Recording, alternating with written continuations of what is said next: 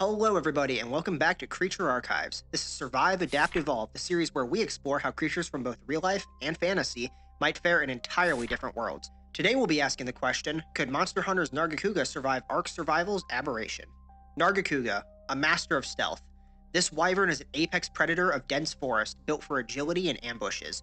With razor-sharp wing blades, a whip-like tail armed with deadly spines it can fling as projectiles, and speed that borders on the supernatural, it dominates the darkest corners of its world. But Aberration is no ordinary environment. A shattered ark crawling with radioactive horrors, bioluminescent predators, and subterranean death traps. It is a world that devours the unprepared. Will Nargacuga's mastery of stealth and speed give it the edge it needs to dominate this broken world? Or will the hazards of Aberration prove too alien even for this deadly wyvern? Let's find out together in this episode of Creature Archives.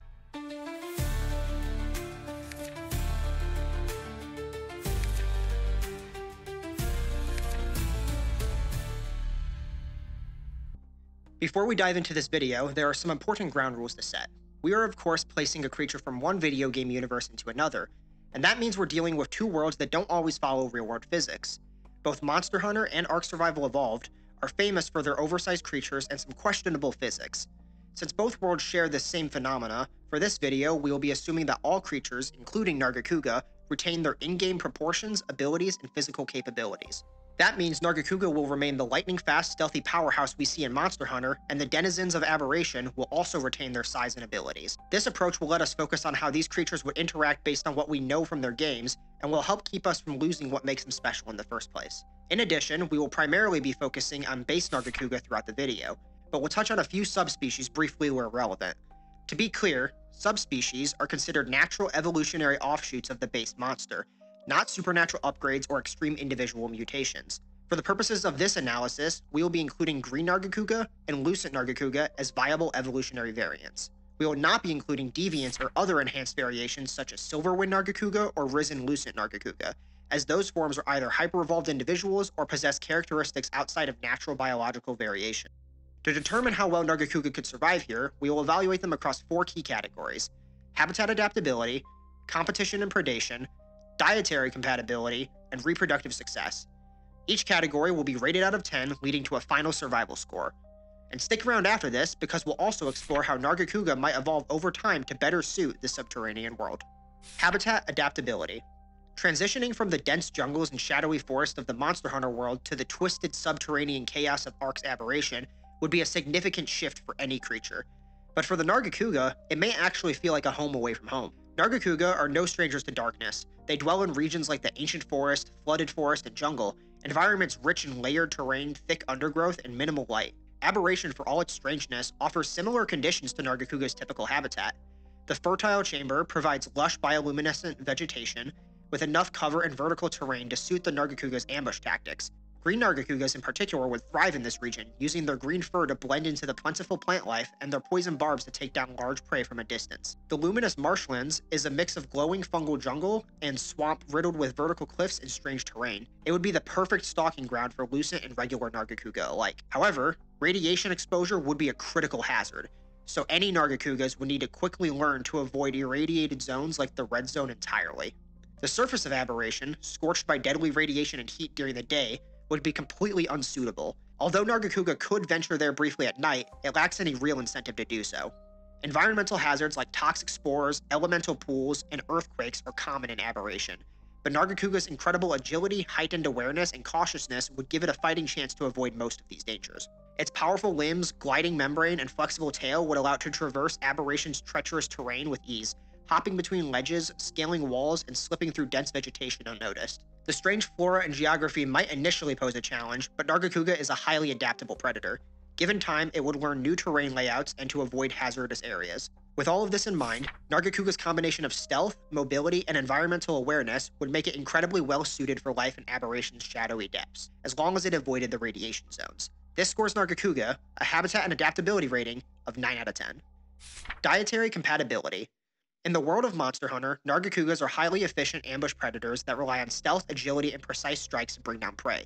Shadowy coloration and speed give them a lethal advantage in ambushes, allowing them to overwhelm both massive beasts and smaller prey alike. Their diet typically consists of a wide range of creatures from other wyvern species to herbivores, anything they can outmaneuver and disable quickly is on the menu. Aberration, while alien in its design, offers a surprisingly rich and familiar buffet for a creature like the Nargacuga. Many of the creatures roaming the various levels of the Ark could easily substitute for the prey Nargacuga hunt in their home world. Herd animals like parasaurs and iguanodons offer easy ambush targets, while more formidable prey like stegos and triceratops could still be taken down with a well-placed strike from Nargacuga's incredibly powerful tail. Additionally, Nargacugas are opportunistic predators and could easily scavenge from the remains of other predator kills.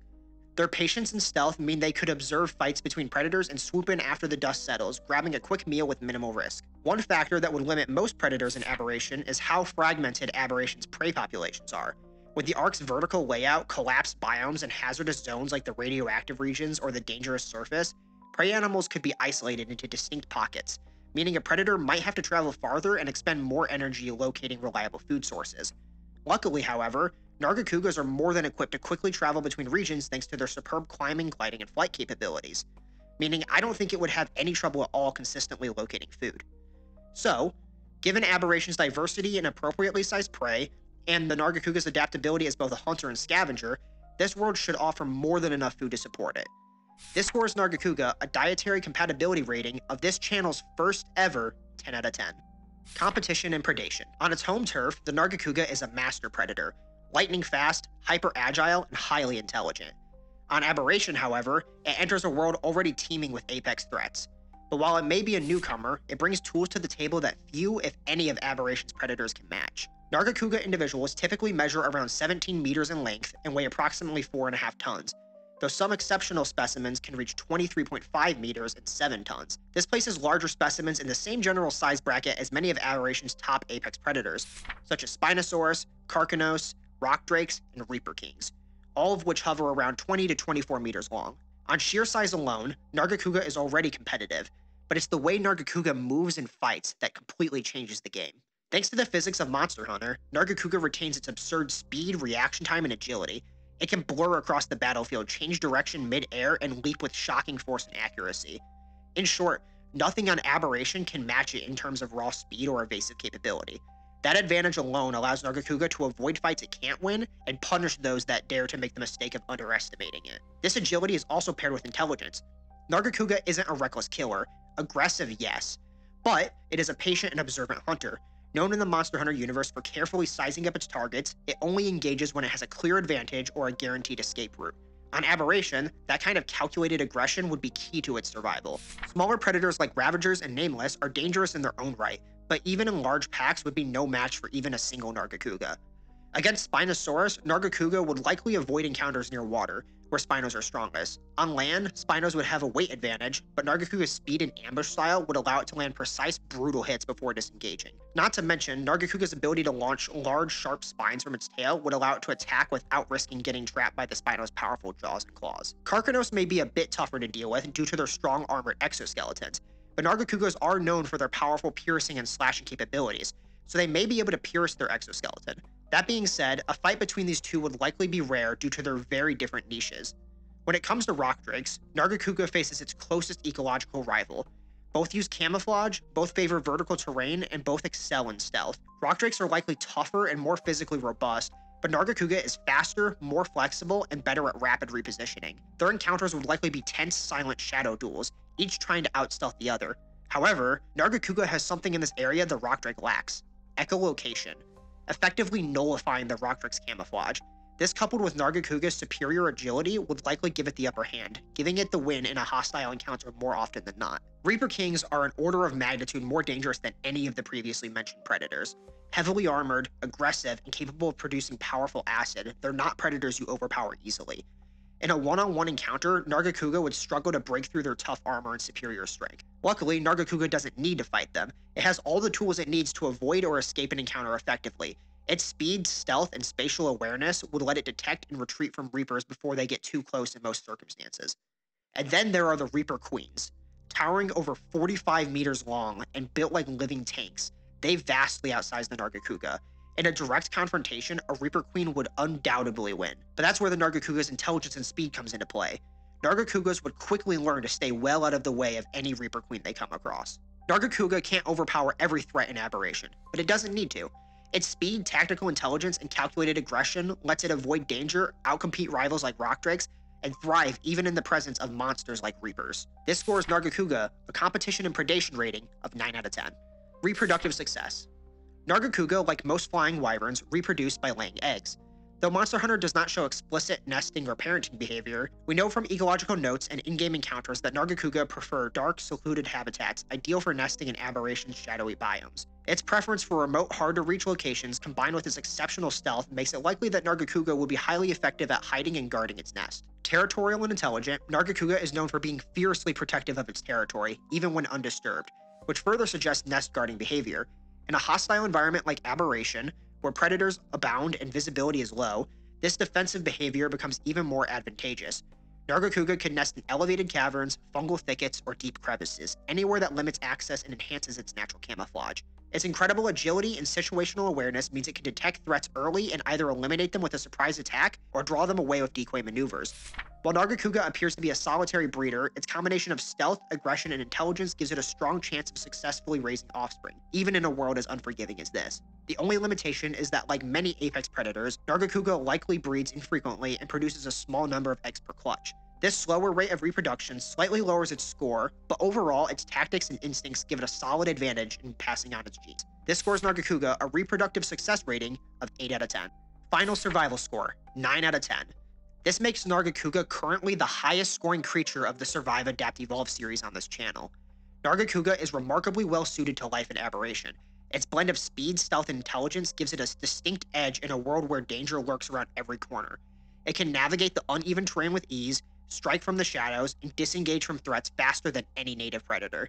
Its cautious nature ensures it only takes fights it can win or escape, allowing it to thrive without constant direct competition.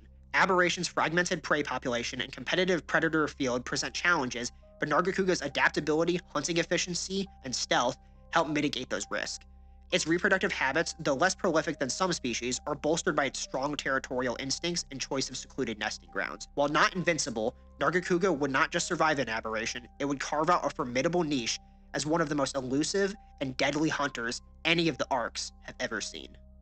Before we dive into the Speculative Evolution segment, I wanted to share something exciting. Creature Archives now has memberships. Becoming a member gives you access to custom emojis featuring some of your favorite hybrids and creatures from the channel, early access to new videos, and exclusive behind-the-scenes posts. It's a great way to support the research and work that goes into each project. Of course, there's no pressure. Just watching, liking, and commenting already means a lot and helps the channel grow. Thank you all for being here and supporting Creature Archives in any way you can. Now let's get back to the video. Speculative Evolution. A quick note before we dive into these speculative evolutions, aside from developing radiation resistance, Nargacuga actually doesn't have much need to evolve. So that being said, it's still fun to theorize how it could change over time in such a harsh and extraordinary world. With Aberration having so many unique creatures and gimmicks, it opens the doorway for some really interesting Nargacuga variants to develop. So, going into this section, keep in mind that these evolutions are the result of not just ecological pressures, but unique fantastical factors presented in Ark Aberration. Aberration is a world where light isn't just a luxury, it's a lifeline, it's a weapon, and sometimes the only barrier between survival and annihilation. In the sunless depths, danger waits in every shadow. Reapers and Nameless prowl below, rock drakes hunt from above, and only those who can adapt quickly stand a chance at survival. For a predator like Nargacuga, already a master of speed, stealth, and precision, Aberration presented both a challenge and a rare opportunity. Its usual tactics still had value, but down here the rules had changed. In a world where Reapers and Nameless revel in the shadows and fear the light, silence wasn't enough.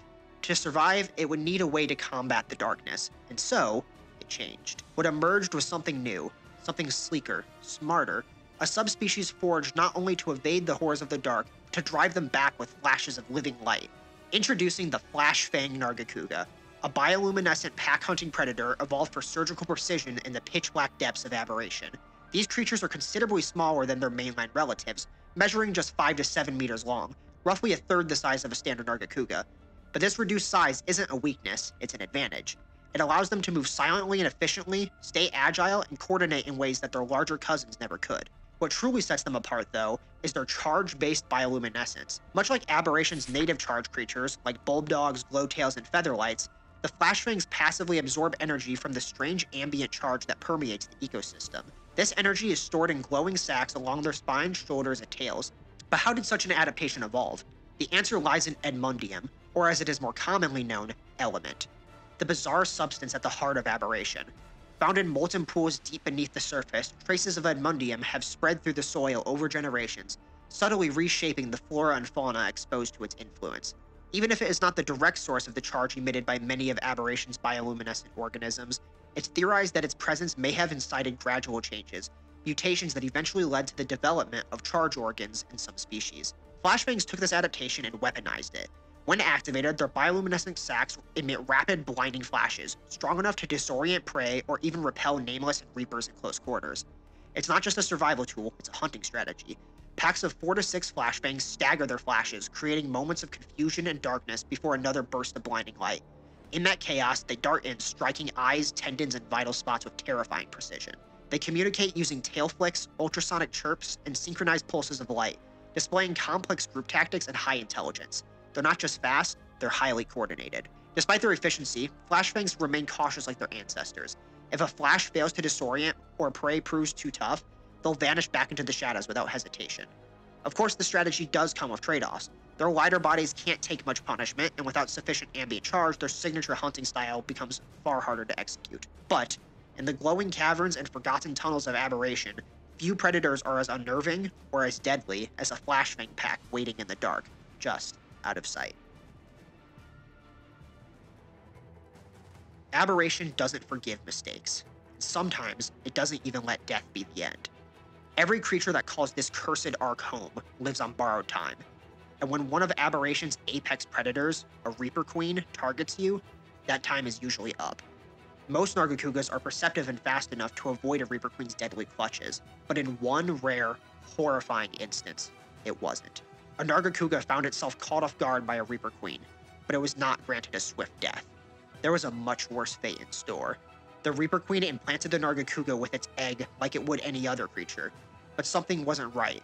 We don't know why this particular Reaper Queen's egg didn't take hold properly. Maybe it was Nargacuga's alien physiology, or just a misfire in the Queen's implantation. But instead of the usual Reaper embryo growing within, something changed. What would eventually burst from the chest, killing that Nargacuga, was not a Reaper, nor was it a Nargacuga. It was something so much worse than either of them on their own. And thus, the Broodcursed Naruka was born. A grotesque fusion of two apex predators. This hybrid is a living nightmare. It retains the Nargacuga's sleek serpentine form, moving silently through the shadows, but radiates an aura of terror. Its presence feels wrong, heavy, predatory, and sickeningly familiar to the Reapers of Aberration. The Broodcursed Nargacuga's appearance is an abomination. Its once agile body is now encased in jagged Reaper-like armor, with spines running down its back and a scythe-like tail that drips with corrosive acid. Its grotesque fingers, equipped with sharp claws and opposable thumbs, are perfect for tearing through prey or manipulating its environment with predatory intelligence. Its hollow, glowing eyes betray its true nature. This is no longer just a Nargacuga, but something far more sinister. It doesn't hunt for food alone. It thrives on fear and pain. Every movement is calculated to torment its prey. Clicks in the dark, flashes of green light, and the whisper of its tail against stone. Then, silence. Just when its prey thinks it's safe, it strikes. Unlike other predators, it doesn't charge or roar, it lets its prey unravel in fear. The Broodcursed Nargacuga is silent, patient, and intelligent, a master of psychological terror. Its hunting method is deliberate, tormenting its victims before delivering the final blow. The Broodcursed Naruka also exudes a pheromonal scent, nearly indistinguishable from the Reapers themselves, allowing it to move undetected through their territory, a ghost in the shadows unless provoked. Even worse, the females of this hybrid, much like Reaper Queens, can implant their spawn into host, specifically targeting Nargacuga and Reapers as the perfect vessels. This continues the parasitic cycle, with the offspring carrying on the legacy of terror and ensuring the nightmare endures. This creature isn't just a monster, it's an infestation, a creeping nightmare that corrupts rather than kills.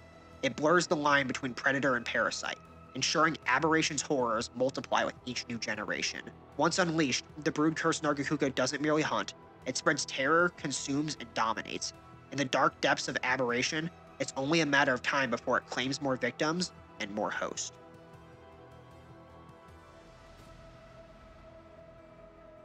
For most Nargacugas, the irradiated zones of Aberration are places to avoid. The deadly radiation in these regions makes survival incredibly difficult.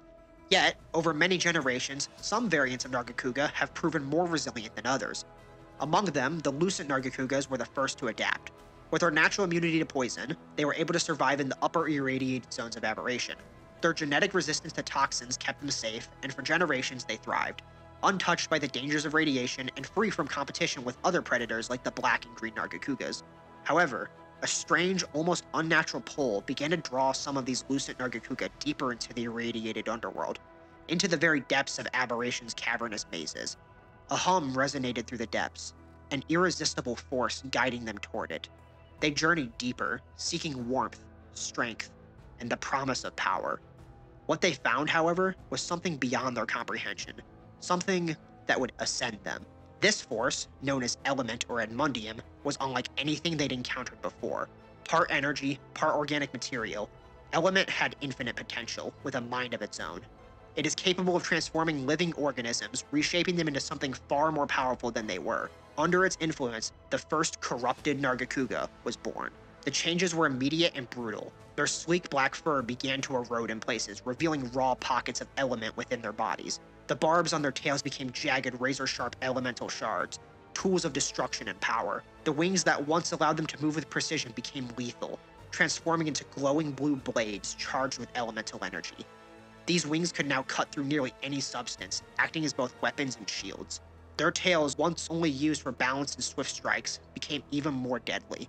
The jagged elemental shards lining the tail could be charged with deep purple elemental energy, allowing the corrupted Nargacuga to launch them as projectiles. Upon impact, the shards exploded with devastating force, tearing through armor and flesh alike. The lucent Nargacuga's ability to blend into its surroundings, becoming nearly invisible, had also evolved under the element's influence. Now the corrupted Nargacuga can blink across short distances, teleporting in bursts of light. This ability confuses and disorients its prey, allowing the creature to strike when least expected, rapidly changing its position and overwhelming its enemies. With these transformations, the corrupted Nargacuga became immune to the intense radiation and molten element of aberration. It could traverse areas that would be lethal to any other creature, but it wasn't just the physical transformations that made the corrupted Nargacuga such a terrifying force. It had become far more aggressive than its standard relatives.